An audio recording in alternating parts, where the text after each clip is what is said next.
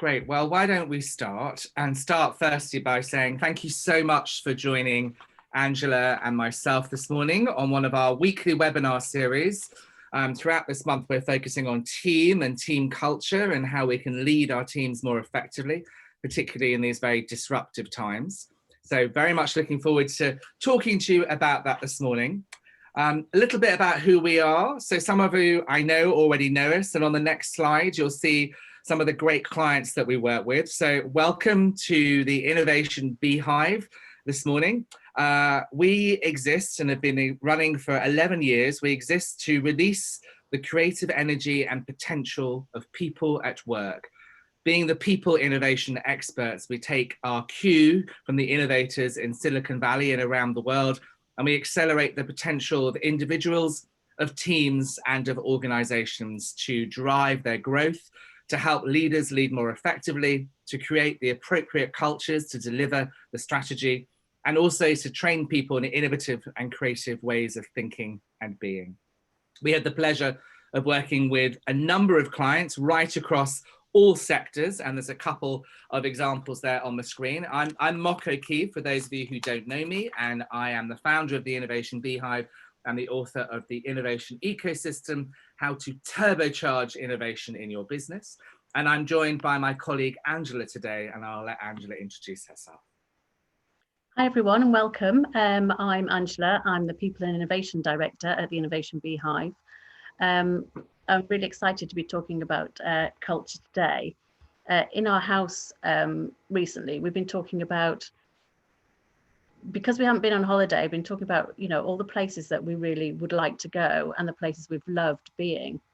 And one of the places that came up was France. And every time we mentioned a city in France, we said to you that, I know why you've said that. And immediately it was because of the restaurant we've been in. And the thing about French culture is, one of the most important things about French culture is the food. And when I think of France, I do think of all the wonderful restaurants I've been in. So when you think about French culture, you think about food. So what we want to do today is get you thinking about what is your team culture, what's your organization culture. Now, France is a lovely example of where the ideas and customs really come alive. And I loved reading last summer that in France, they have bread laws. Now, I don't know any other country that has bread laws. And one of the laws in France is, if you've ever been to Paris in August, you'll know that for the whole month of August, it's really dead. It's really easy to book a hotel because there's just virtually nobody there. But because obviously there are some workers there, they actually have a rota in France of when the bakers are allowed to go on holiday. It's actually written down in law, and there are rules about which bakers can go on holiday in July and which can go on holiday in August. They also have rules about, exactly what ingredients can go in a baguette, and the fact that you cannot call yourself a boulangère unless you actually bake the bread from scratch on the premises. I mean, they're wonderful, aren't they?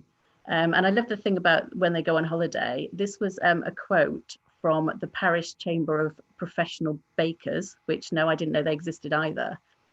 They said, the aim is to make sure there is bread everywhere. We can't expect people to have to jump in a car to go in search of a loaf of bread. I just love that. That's just so, that's just so French. So again, what we want you to think about is, what is your team culture? What will people think of when they think of your team or your organization? What are you putting out there?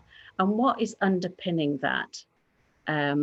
Do you have all the structure in place to really underpin your culture, just as the French do with their baguettes? So I thought it was a lovely way to start to think about what is culture. And I just want to talk now about what we're going to cover on this webinar today. So we're going to look at, why does culture matter? Why is it important? How you can tell what your team culture is. How do you decide what team culture you should have in your organization? How do you build that culture, and how do you know when you've got it right? So why does it matter? Well, whatever culture you have will impact on your performance. Short term, it'll impact on, how your team interact with customers. It'll impact on how motivated they are to work. it'll impact on how they interact with each other, how they support each other or not. It's also critical for long term. So you get the culture right in your team and they'll be much more resilient. They'll be able to tackle whatever comes along. And we've all had to deal with things coming along this year. And a couple of things that I've put on there that are specific to you as a leader is that how much time do you want to spend with your team sort of managing conflict or having to give them all the answers because they don't think for themselves because you haven't created a culture of initiative. So get the culture right, you've got more time for yourself, and you'll have a healthier workforce, you'll have a healthier work-life balance because you'll be spending time looking at opportunities and not resolving issues that are there. Your mental health improve, your physical health improve, it's a lot less stressful and a lot more fun. Wouldn't you agree, Mark? I do agree, absolutely. And I think, sometimes culture can be seen as, that soft stuff or something that's kind of owned by HR. And it really came into sharp focus for me on Tuesday morning of this week. I had a catch up with a CEO of a global hospitality brand that we've been working with for just over 4 years now. And we came in 4 years ago, initially talking about how can they improve customer service scores in their organization. And actually, when we did our insight phase as part of design thinking, we actually discovered there was a deeper cultural issue that needed to be addressed first. It wasn't just about rolling out some training on how to smile or the 5 steps of service. But talking to this CEO on Tuesday, and any of you who work in hospitality or in the retail sector will know the massive disruptions that they have gone through. He said, I don't believe that we could have coped with the last 6 months. Our performance and our resilience and our focus would not be what it is unless we'd done this work over the last 4 years, nicely with us, but over the last 4 years to really focus on our culture. So he wants to take some time out to talk about how culture has really helped them deliver in these incredibly disruptive times over the last 6 months. So if anyone says culture is a soft skill or culture doesn't matter or culture is something that HR do, you can quote that CEO right back at them. It's true, isn't it, how the current circumstances have really highlighted who's kind of got it right. It's really highlighted team culture. So we'd like you now to think about your team culture. We've got a poll for you. Is how would you describe it? So I'm going to put the poll up now. I'm going to get you to say which of these best describes your team culture. And we're going to let you choose up to 3 of these adjectives here. You can scroll down as well. There are more hidden at the bottom. Yeah, there are 10 altogether. So we're forcing you to choose, but hopefully we're giving you a good selection there. And I can't help thinking, Mark, you immediately think, what's our team culture there? And it's the... I'm not allowed to fill in the poll because I'm a co-host, but we're great fun putting these together, actually, whether we should include the word political, what we should critical, collaborative, lots of discussions around that. So we had about 30 in the end. I had to cut it down. Yes. Yeah, absolutely. Just a couple more votes to come. All very interesting. Anticipation. And if you finish, then put in the chat box, what would you most like to change about your team culture? And be aware, the poll is anonymous. I've set it up as anonymous, but if you type something in the chat box, we can see who it is. But you could just send it to us. We won't tell. And I've just popped the question there in the chat box. So hopefully you can all use your digits. What would you most like to change about your current team culture? How are we doing? So just about there. Let's end the polling.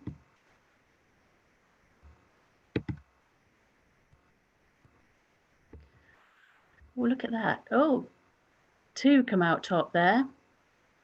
Can you see it, Mark? Yeah, customer focused and hierarchical, both coming in at 63%.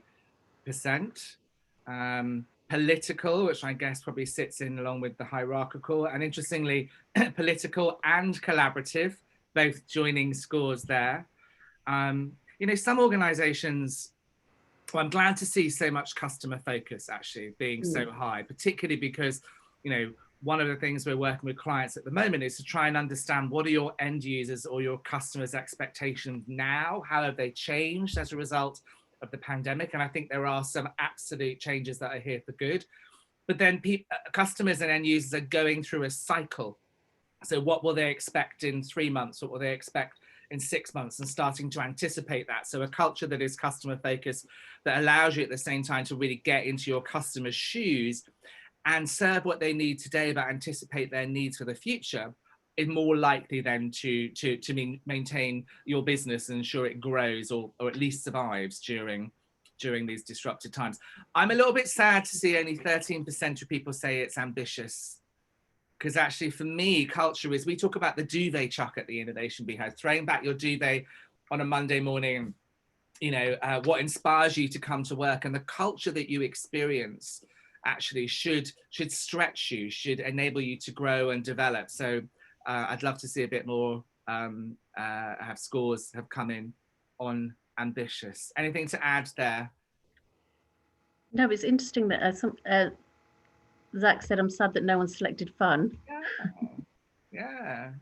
But again, that's kind of coming, that could be a moment in time that a lot of people are saying, work is less fun because I'm having to do it from home, or I'm having to do it behind screens. There's less interaction.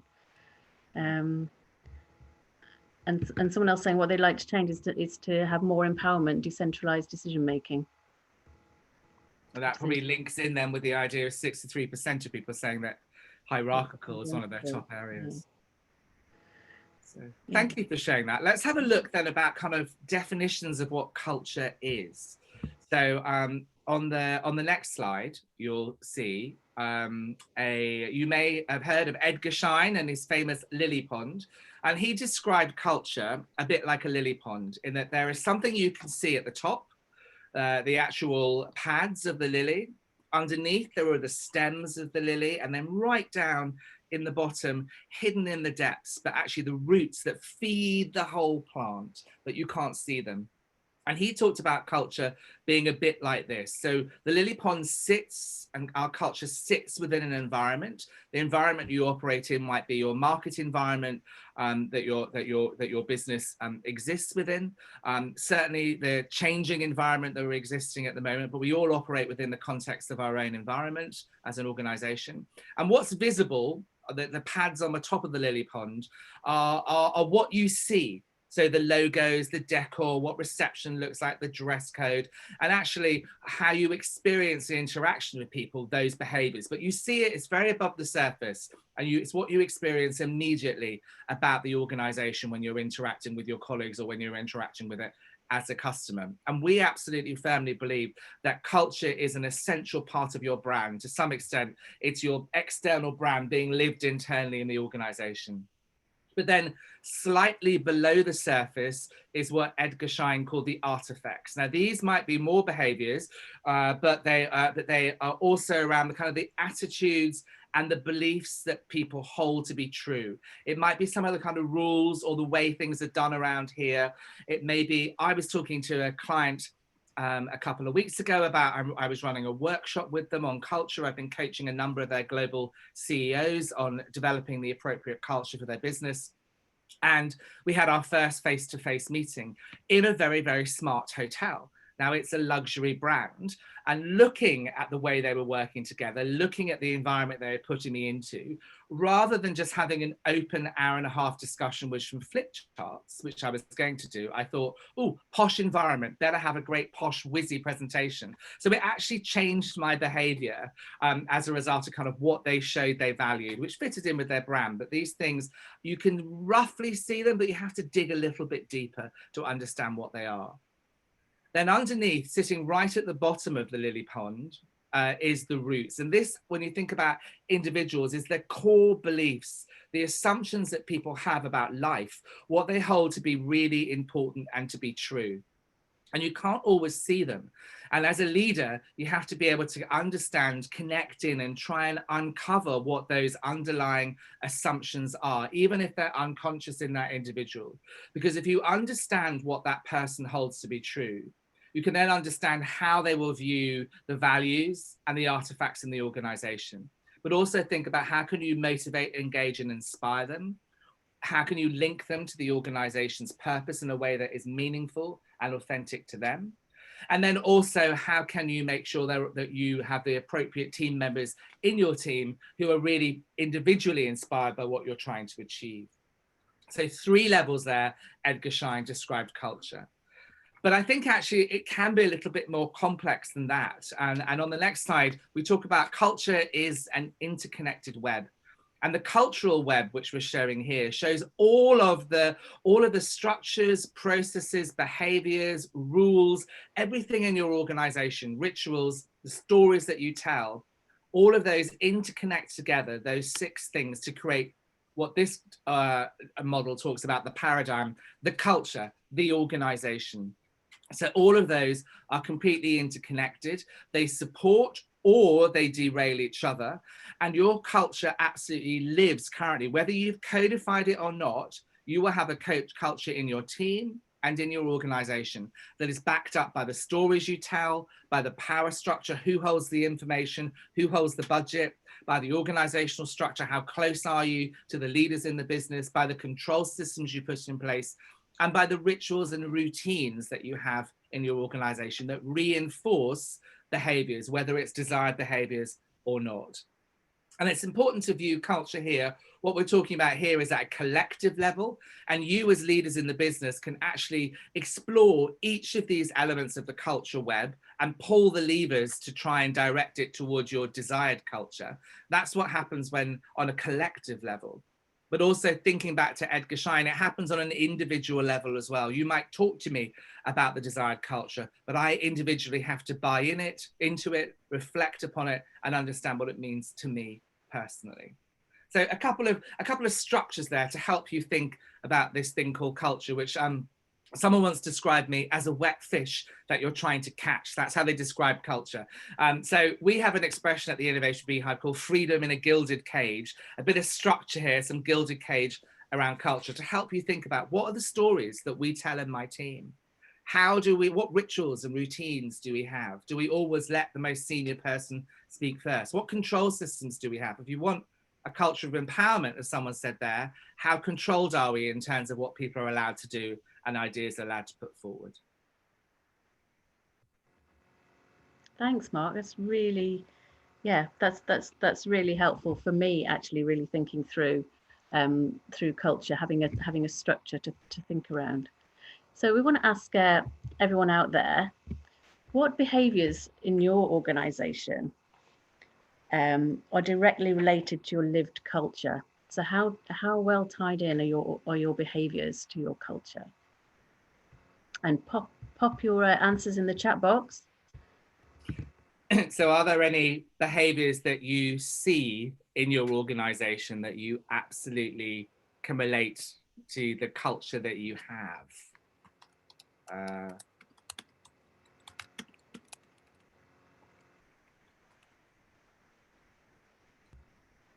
Oh, we've got an answer coming in. Someone talks about here about the leading by example. That's great, actually, the idea of, can you explain a little bit more about what you mean by leading by example? Nice to see that, considering we're talking to a number of leaders on here, which is great, but a culture of leading by example. I'm imagining that might be around your leaders doing what they say they'll do and also getting rolling their sleeves up and getting their hands dirty, role modeling from their leaders in what they expect from their team. That's fantastic. We've got another one that's come in here. Knowledge is power. We are tightly controlled and this limits our ability to have ideas. So a culture there that perhaps doesn't help drive innovation and who holds the knowledge is most powerful in the organization. Something else come in here, someone else, learning about our customers' world so we can better serve them. I mean, you know, at the core of everything we do and we preach to our clients is about trying to get in the shoes and the mindset of their customer or their end user, whoever that, whether it may not be, you know, customer service environment, but understanding what's happening in their world so you can have better empathy with them so you can better serve them. So a couple of examples there of some good drivers of behavior. And then we've got one more, ownership and accountability or lack of it. So a culture there where people aren't necessarily taking ownership and accountability.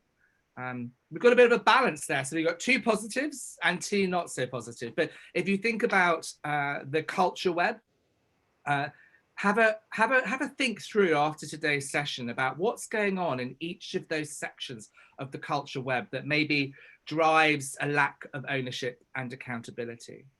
Oh, we've got one come in here. Mistakes are an opportunity to learn, to blame rather than an opportunity to, oh gosh, that mistakes are an opportunity to blame rather than an opportunity to learn. And I know a lot of us on here will know about kind of the learning organization, again, from an innovation perspective.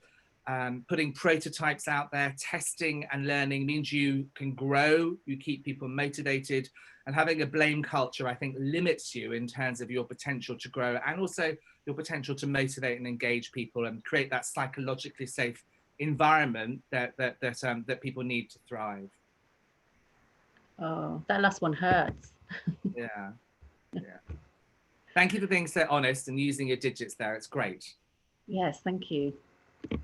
There's one more come up before we move on. Yeah, actually, it's a very good point. Sometimes it's difficult to be open about these types of questions because, particularly perhaps in an organization where there is more blame or there is, knowledge is power, you could be seen to, be criticizing the organization, and that individually might be bad news for you. Sometimes it's difficult to be open about these kinds of questions from a loyalty perspective. People might question your loyalty. I mean, actually, having a conversation about what kind of culture do we want here that's going to help encourage us to deliver our strategy better and help us to serve our customers better should be taken as a positive way, in a positive light. But I can see here that it might be taken in the wrong context as being critical of the organization. Again, that in of itself says a lot about how willing leaders are to listen to their organization. I'd be interested to see what their employee opinion surveys are. But Angela, I won't steal your thunder from later on. Okay, because what I'd like to talk about is what is the ideal team culture? And the answer is, it depends. How annoying is that? But of course, it's different for different organizations and actually different teams within them. So, a legal team in an innovative organization will still be quite risk averse because that's their job, is when they look at contracts, is what risk are we putting ourselves up for here? So there'll be differences within organizations. I mean, we get clients who say, oh, well, we've got a real blame culture, we want to get rid of that, or a victim culture. And it's kind of, well, we know what we don't want, but sometimes people find it hard to say what is it that they do want. And again, we sometimes get conflict is that leaders say, oh, I really want it to be a collaborative culture, when actually a competitive culture is what would serve the company better. So I used to be a retail buyer, as did Mark, and in retail buying, the atmosphere is very competitive. You get your sales through as soon as they're through, even if you've achieved them, or you immediately look at everybody else's and how is everybody else? You do, don't you? Yeah, absolutely. Yeah. What did Very it just happen to be a good week? Yeah. Did it happen to rain that day and so everyone came out, or didn't rain, or whatever, So you, just by its very nature, is really competitive. And it was fantastic to work in if by nature you do enjoy that kind of competition. And it just really worked, because whatever sales you got through, you wanted to do better next week, or if that department got better than you were just pulling your whatever to make sure you hit your targets or exceeded them. And it really worked well. But it only worked well when shared services were assertive enough to be able to sort of to manage that kind of competition. So for example, the marketing team had to be able to say, no, we're not doing what you're pushing for. We're custodians of the brand. We'll do what's right for the brand. And sometimes that means saying no to you and doing what's right for this department. So the culture had to be one thing, but you also need structures and processes in place to support that culture. Also done a lot of work with key workers in social care, and their competitiveness is absolutely, when government put targets on them, it didn't make them more productive or make them better at their work. What they really needed as a culture was a really supportive culture, because it's really emotionally demanding, supporting vulnerable families. So what the ideal culture for your team is how will it best serve your organization's strategy? And actually, again, culture lives day to day. So on the next slide, Angela talked a little bit there earlier on about kind of structures that you might need to put in place, and we'll talk more about that later. But be of no mistake that culture and the cultural structures that you have in place absolutely drive behavior. And when we work with clients at the Innovation Beehive, we believe passionately in the power of stimulus, bringing in an example from a parallel world where somebody has had your challenge or solved your problem previously, understanding what they did, not lifting it as best practice, that's something completely different, but understanding the principles of what they did correctly or incorrectly, and then applying it to your challenge. So I want to tell you a story here. So an international global airline were challenged around costs. So they wanted to try and cut their costs as much as possible. So they realized that people in their culture were, you know, being a bit fast and loose with their expenses, with budgets, and things were really scaling out of control, and their margins were depleting. So finance looked around at, you know, costs, etc. And of course, in aviation, the most expensive cost is fuel. So they worked with HR very collaboratively to come up with a reward program that bonus pilots on fuel efficiency. So that actually, you think, very collaborative, focused on costs, very financially prudent, fantastic. What that actually drove in terms of behaviors was something that really damaged the organization, because the best way to save fuel is to fly slower. So what happened is pilots who were doing the transatlantic flights were flying slowly, and they were missing their spot at JFK by a couple of minutes. And they were then being fined by JFK. The airline was being fined thousands and thousands of dollars for missing their slot, for all of the extra aviation support that they were needing from clients like Menzies Aviation, one of our key clients.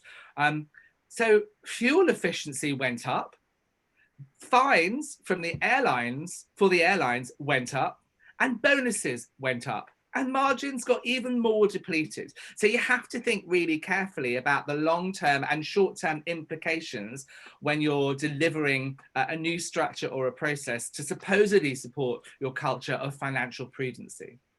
And culture has to stand for something. Not everyone will like it. Not everyone wants to work in your organization that has that particular culture, but that's fine. It should be used in recruitment to absolutely make sure you have the people in your organization who at least share similar values to you. Now, it's important from a DE&I perspective that you're not just hiring clones, but that whole piece of looking at the bottom of the lily pond and saying, what are the deep roots of this person? Do they have an aspiration to work in our business? Do they understand the values of what we're trying to achieve here? Do they believe in our brand? And it's okay to express it in a polarizing way. So you'll see there is, I won't say the brand's name, but we've worked in the past with an organization that puts those quiz machines in the corner of pubs. It was a small startup business, and they are very aware that in their business, one, you know, margins are quite tight, small startup, and two, all they have is the IP for a game. And if any of their competitors who are much larger than them understood or found out what game there was in development, they'd be able to create or clone that game much quicker than the startup potentially, and put it into their own machines in pubs, and therefore this organization lost their first to market competitive advantage. So they did two things when I worked with them. They told me about their values. One of their values was, we are tight-fisted, which I thought was an interesting way of expressing your value. It worked for the young startup entrepreneur type culture they had, but it was brought to life to me for two ways. One, when we had our statement of work from them, they adjusted our statement of work to say we weren't allowed to take taxis, Uber, or use couriers. They were late for a meeting with me in Kensington High Street, and I rang the COO and said, are you okay? Are you on your way? And he was like, yep, I'm on the bus. I'm a bit delayed. So he was living his cultural values by getting the bus to our meeting and also bringing it to life in our contract with them. The other value is, I'm not going to use the full word, but we are paranoid. And again, by saying it really polarizingly, it kind of jolts your brain a bit to think, hang on a minute, paranoid, particularly with the swearing. What's that all about? In the sense of, as I say, all they have is their IP. They're first to market with their game.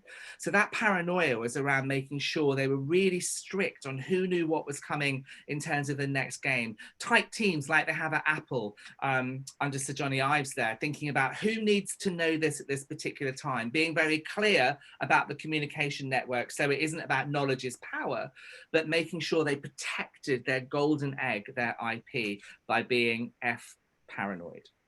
So what Very brings memorable values. I know they're so polarizing, but again, Yeah. you either love it or you don't. You know, you're working with a big hospitality brand at the moment, developing the employee value proposition. I know you've been working hard on a new recruitment guide, a new values-based recruitment guide.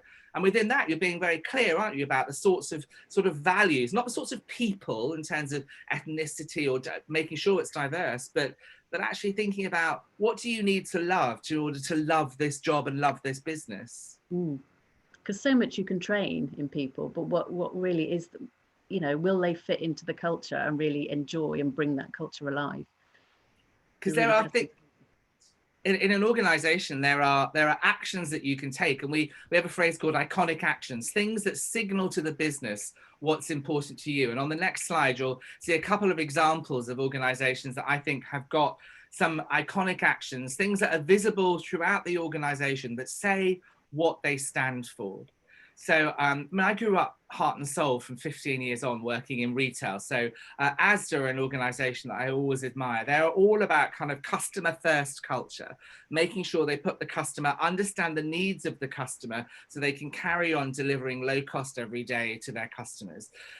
One of the things they do is everyone in head office goes and works in the stores at Christmas. So head office is there to actually serve the stores so they can serve their customers. So it doesn't matter if you're the marketing director or you're on reception at Asda House in Leeds. During Christmas, you go into stores and you bag up and you work alongside colleagues and you see customers in you know, day to day. We've got a hand up. Has someone got a question to ask? I'll let you have a look at that, Angela, whilst I go on with the second one. Harrods. So Harrods, you know, the most famous department store possibly in the world, based in Knightsbridge in London. I was very fortunate to be a graduate trainee at Harrods not many years ago. And Harrods is all about exclusivity. You know, they are the pinnacle of retail. And I certainly learned a lot about standards when I worked there. But they're also about exclusivity. And that to some extent was brought life in the culture they had in the organization. So depending on what your grade was in the organization, you had a staff card that was either white, green, dark green, orange, or pink. If you worked for Mohammed Al Fayed, it was pink. If you were an hourly paid sales assistant, it was white.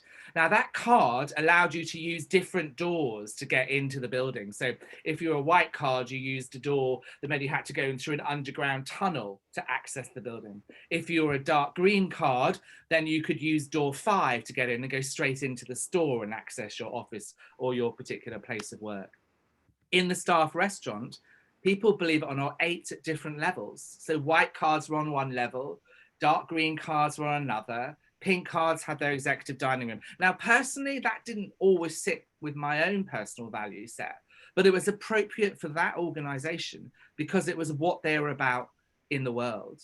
And saying what you're about in the world and bringing it to life for your employees is absolutely vital. So we've had the privilege of working with McDonald's over the last few years about helping them with their culture and a number of other aspects in their business, about creating a safe, respectful and inclusive workplace. And their iconic action is a listening framework that we developed called Love to Listen, which is run in restaurant and has over the course of the pandemic been run virtually as well, which is just creating that psychologically safe space to understand somebody else's point of view. It plays very strongly into cognitive diversity, about everyone having a place where they feel welcomed, where they feel that they belong. And that iconic action absolutely reflects who they are as the most democratic brand in the world. One of their values is our doors are open to everyone. So not only do they welcome lords and ladies to hourly paid staff through to all different walks of life and all different experience in society from a customer perspective, they also want to make sure that they have that inclusive workplace for their employees as well, the external and the internal brand coming to life there with the Love to Listen framework. We also worked with a fantastic organisation a couple of years ago, developing another employee value proposition. So a Ford franchisee in the UK has changed its name to Trust Ford. I mean, what an iconic action that is around saying trust Ford, and ultimately what they want to create in their business by saying that is a business you can trust, particularly because they have a very heavy second-hand car sales part of their business and servicing part of their business, which often doesn't have the strongest reputation, those practices. So they put their money where their mouth is, and as a brand, and said, we are now no longer Ford, we are Trust Ford. And they came to us and said, how do we bring that to life in an organization that says to our customers, trust us? How do we get our employees to trust us? And firstly, the first thing we talked about is actually be worthy of trust. So we looked at trust scores in the organization, what it felt like to work in the organization, how they managed conflict, how they managed disagreement. And it ended up coming up with what was called the Trust Ford family, which actually won EVP of the year a couple of years ago. But that whole thing about their external and their internal brand being absolutely connected. And of course, the legacy of when it goes wrong, Enron, an example of an organization that said one thing and did another. You know, they had a 60-page ethics guide for how people were supposed to behave, but supposed to behave being the appropriate thing. People didn't behave in that way, and they turned off electricity grids in California to make sure they rose their profits and committed ultimately fraud. And there's a great quote from their CEO, Jeff Shillings, that said, we're a green company. And they absolutely were, but the green dollar as opposed to anything around environmental. So, you know, your actions, your iconic actions that you take absolutely encourage, enforce, enable, and make your culture inevitable, whether it's your desired culture, like a safe, respectful, and inclusive workplace, a customer-focused workplace, an exclusive workplace, or a business you can trust, or an organization that was just hell-bent on making as much money, even if it was illegally, as possible. Wow, thank you, Mark. I'd forgotten about Enron, but as soon as you say the word, all the memories come back, and the story is incredible. It's a great video on Netflix, by the way, just in case anyone hasn't watched The Smartest Guys in the Room on Netflix. Wonderful weekend watching the story and history of Enron. Wow, thank you. Put that on my list. Okay, so far we've talked about why is culture important, what it looks like, what sort of culture you might want, and how important it is that it's totally aligned to your strategy, your values, and your behaviours. This is our roadmap to culture transformation, and the map that we use to support organisations through culture change. And we'd start, and this is a step that should never be rushed, is actually diagnosing the organisational culture. It's so important to know what is going on right now. Not what you think is going on, not what the loudest person is telling you is going on, but what is really going on in terms of how customers are experiencing your culture, how the systems are supporting it, not supporting it. What are your people right around the organisation saying about your culture? And from that is what is the compelling story for your culture? What, rather than saying, oh, we don't want a blame culture, or we don't want a victim culture, is what do you want? And what would really give people that duvet chuck of saying, yeah, this is the organisation I want to work for. This is the culture I really want to be part of. So create that compelling story. But before you then do anything else, it's so important that leaders role model the behaviours. Because if you start saying to people, right, we're going to be really customer focused, really collaborative, or really innovative, but you aren't role modeling them, they'll just go, yeah, heard it all before, and just get on with the business as usual. So it's so critical that leaders role model the behaviours right from the start. And then it's time to communicate it and look at what are the support mechanisms for doing that. I've been looking at reward lately, and there's one organisation, it's a health organisation, and part of its rewards and benefits for its employees are actually giving them a certain amount of money every year to just go and pursue a hobby. and they have the health drinks there, and you can have as many as you like throughout the day. And because they're all about health and supporting people's health, they're about supporting their employees' health as well. So you can see it's connected all the way through. Once you've got the mechanisms in place, so what about the capability of your people? So it could be leaders' capability, creating the environment for that culture to really flourish. It could be about one organisation we were looking at, we really needed to work on assertiveness, that people really needed help speaking up. So before, someone was talking about sometimes it's hard to challenge because it can have a real negative impact. Well, part of it is on the individual, and part of that is on the leaders to create the environment where people can speak up. So again, what's the culture, and what skills, what environment do you need to create in order for people to be able to live that? And then measuring it. So how far have you got? How is it succeeding? How will you measure it? Is it how customers feel, how your employees feel? What will you measure? Which then again feeds into the diagnostic. So culture isn't something that you say, oh, right, culture, yeah, we've done that, tick, let's move on and do something else. It's something that's constantly evolving. So our question for you is, where are you on your journey to do that? And how do you know when you've got it right? So building on the measuring side of it, a lot of people say to us, how do you measure whether you've got the culture right or not? So one way, of course, is your diagnostics. So the reason that you're being conscious of developing the right culture is because you want it to hit your long-term and your big diagnostics. So whether they're financial, customer measures, and so on.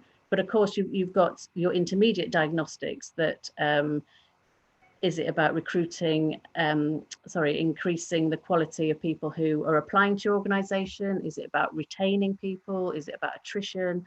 And so on. So a lot of people diagnostics you can do. Actually, can I just jump in there, Angela? Because I was working with a large oil organization, and they asked us to develop their employee value proposition. And that was, part of that was around what is our culture, what's our desired culture, and how do we go about getting people into the organization that are going to be able to thrive here and create more diverse environment in the organization. And one of the metrics that the client gave me at the start of the project was, I want our applications to go down. Okay. And that was I know, I was like, what? But actually, she wanted people to self-screen out that this wasn't the kind of organization for them. And I remember coming back from holiday, actually, and going into one of their petrol stations, coming back from holiday late one night, filling up at the petrol station at the airport and seeing some of the recruitment material for the EVP that I had developed. And it was a real career moment for me. And I remember my partner saying, if you ever think that the work you do for organizations around culture doesn't get implemented, just remember this moment when you're slightly sunburned from Tenerife, when you've seen it there on the wall of the garage. It was great. That whole piece around, who do I not want to attract? People that, who aren't suitable for this organization. Well, I've had that actually with a client we're working with at the moment, developing their recruitment campaign, who said, look, we've got so many people applying at the moment, and actually we do want to put off the people who aren't going to suit at all. So we need to, yes, make the ads appealing, but also people to self-select, saying, no, they're not for me, but at the same time, but the brand looks good, so it's getting that balance, isn't it? So yeah, so what are you measuring? What decide up front, what do you want your culture to deliver? So that's some of the stats you can get, but also it's worth looking at some qualitative. What are people saying on social media about you? What are they saying on Glassdoor?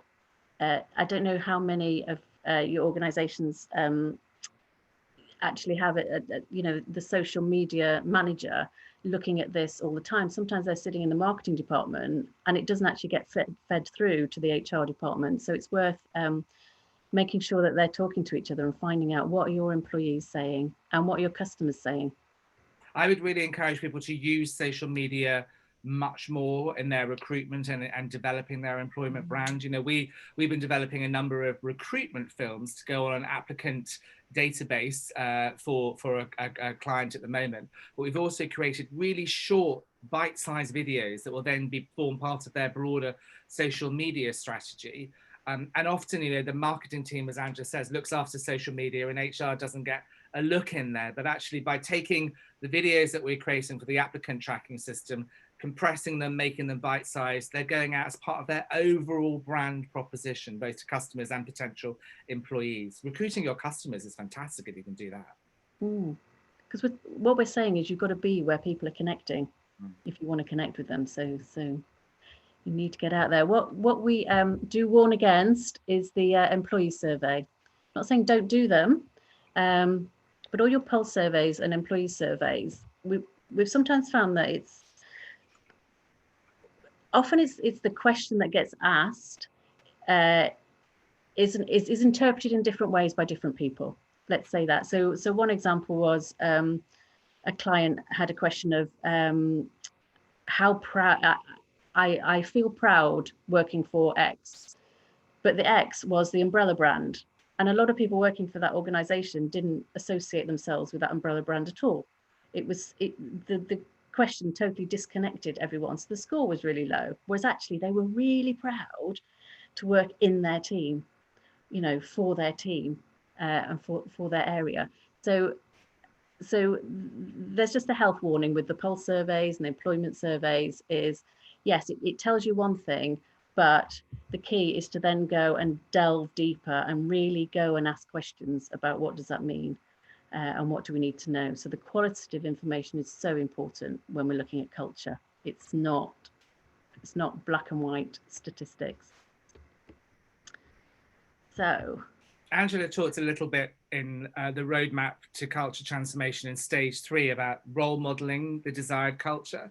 And this ultimately comes down to thinking about what the role of leaders are in creating culture. Now, we have a white paper, which you can download from our website, www.innovationbeehive.com, that talks about leadership 4.0 and how to lead in disruptive times, and how you create that resilient culture, how you keep well-being in the organization, how you keep people facing forward, how you look after yourself so you can look after your people so they can take care of your business. And there are 5 key practices that we researched through talking to lots of leaders globally around how they lead in disruption, and what kind of cultures they deliberately create.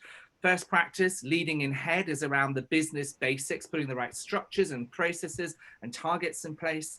The second piece around leading in heart, and this is about understanding what's really important to your people, what motivates and engages them, what is the do they chuck for them, and how do you link that then to your organization's purpose. And that link between what's important to people and your organizational purpose, that gap is where your culture sits.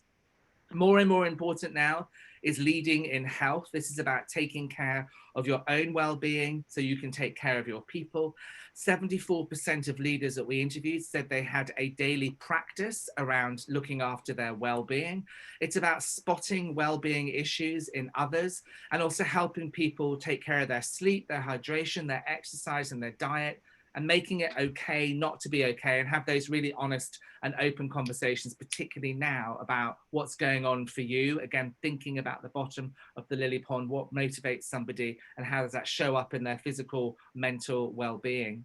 The fourth practice, leading in habit, it's about consistency. It's about how you approach people, being aware that your role as a leader, the shadow of a leader, when you throw a stone into a pond, the ripples that come out of it, people are observing you. IKEA talk about leaders holding the values and culture bubble, a bit like one of those bubbles that children blow at a birthday party when we used to have birthday parties together. And it's that fragile. And if you burst that bubble by your habits or your behaviors being different to what you're carrying around, you can't put it back together. And also within leading in habit is how, particularly, and there's more details in the white paper, how when new data sets and new challenges are emerging, how do you as a leader remain credible and keep people following you when you have to keep perhaps changing a decision every 3 or 4 days or every 1 or 2 days, depending on what data becomes available for you at that time.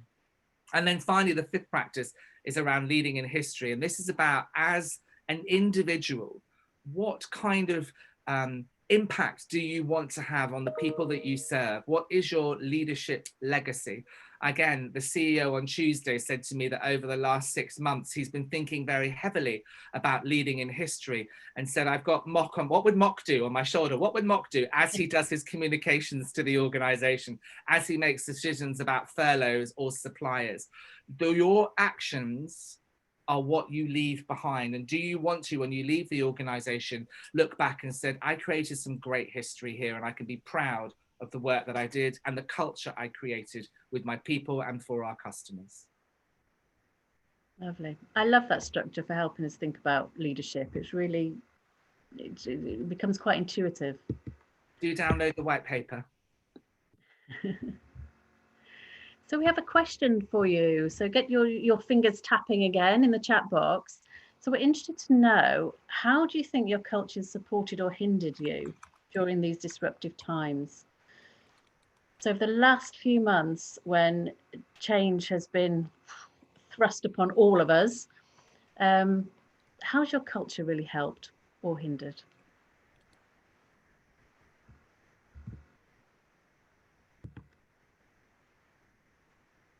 So we've got one come in here. We encourage experimentation, which means that we have been happy to be agile and change our position. That's incredible, actually. The idea that, you know, there's been lots of talk about agility. And again, there's a white paper called Fragile to Agile in our resources section of our website. And to some extent, agility, we believe, has sort of been taken over a bit by the agile police. But hearing how that culture of experimentation, very different from the blame culture that we heard from one of our attendees earlier on, has encouraged people to perhaps change their position and feel comfortable changing their position, as we have all had to over the last couple of months, as new normals appear, new data, new challenges. Our mutual, oh, go on. I was going to say, Mark, for us, it's been, because we're such a learning organisation, we've been having real fun learning the new way of working virtually, is learning about Miro boards and all the things you can do with Zoom and so on. And we had all this before, but we never used it. We had Teams and all sorts of things. And actually, I mean, I have to say, when I talk to my kind of peer group, and they say, "How are you doing?" I'm okay. You know, it's terrible what we're going through. It's all a bit crap. But there's an element of I'm kind of re-engaged and excited about what could be possible now. You know, what could we learn? What else can we do for our clients? And truly be innovative and creative. And I think that's part because of the culture we've got here, that we can just try stuff, you know, that throw it up against the wall, see if it sticks. We've actually been more agile, because when we've been doing global projects, we just get them done in a week. We don't have to fly anywhere, go anywhere. We just have to get up early to talk to China. That's yes, absolutely. I don't miss those flights. I mean, I remember being on a flight when I realised I was travelling too much, and when the flight attendant said to me, "Oh, Mr. O'Keefe, how's your mother's leg?" And I thought, "Oh, I do too much travelling for work." We've got another person come in. Our mutual trust within the team that we've built up with customers, combined with our love for clients, has helped us stay close and connected to each other and our customers. And that's great to hear, because one of the challenges often our clients are telling us is, you know, we encourage people to really, as I said, get into their customers' shoes. And actually, in often environments now, you aren't able to go and visit your customer, visit your clients, spend time alongside them, you know, do ethnographic research. So finding new ways to understand what's important to them and anticipate what will be important to them going forward is great. Thank you very much. I'm aware of time, so I'm going to move us on a little bit now. And I want to talk to you just around, we've talked about the importance of a leader's role in leading culture here. And, you know, your role to lead culture is vital. And we have developed a live course that's going to be run over 3 sessions that's going to help leaders think and reflect about their role in leading the organization, leading in culture, and leading their teams through disruptive times. It's not just about you're not focusing just on the here and now. You also have to paint a picture and inspire people to what could be possible tomorrow. It's going to be run in 3 cohorts, the first kicking off on the 3rd of November and the second kicking off on the 18th of November. It's £150 for all 3 courses. They are live and they'll be recorded as well. The first module will be on taking stock, reflecting on success and learning and navigating through our roadmap through uncertainty, which is a way of codifying all the challenges we're going through. The important thing here is about focusing on what you've learned, codifying what you've learned, and then taking that to help you drive the business going forward. Don't lose the learning from this time. The second, My Leadership Path, that module will focus on how you make decisions in turbulent times, discussing something called the OODA loop, which allows you to be transparent in your decision making, even when you have to change it. And that builds cultures of trust and people following you and are able to trust in your decisions rather than saying, oh, you changed your mind, I don't trust you anymore.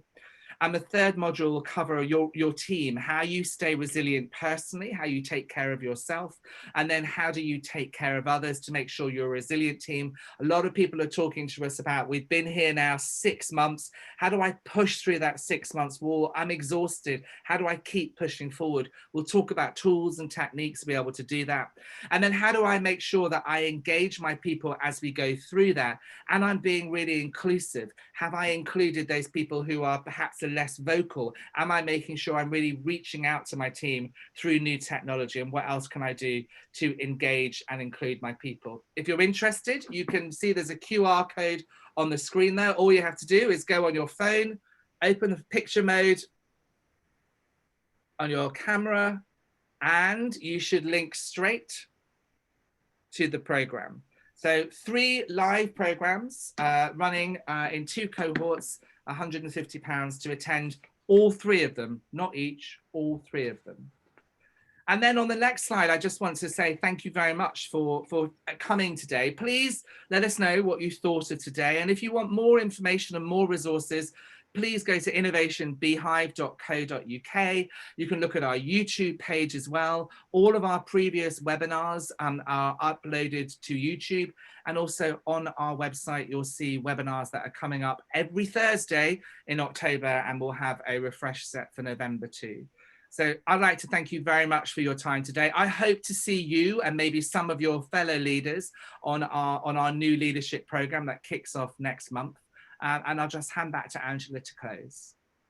Yeah, thanks everyone for coming. I hope you found it interesting. I always find culture is just a fascinating topic, and it was a challenge to what can we squeeze into 1 hour. So hopefully we've given you some insight, something to think about, and do enjoy it. Thank you. Bye-bye.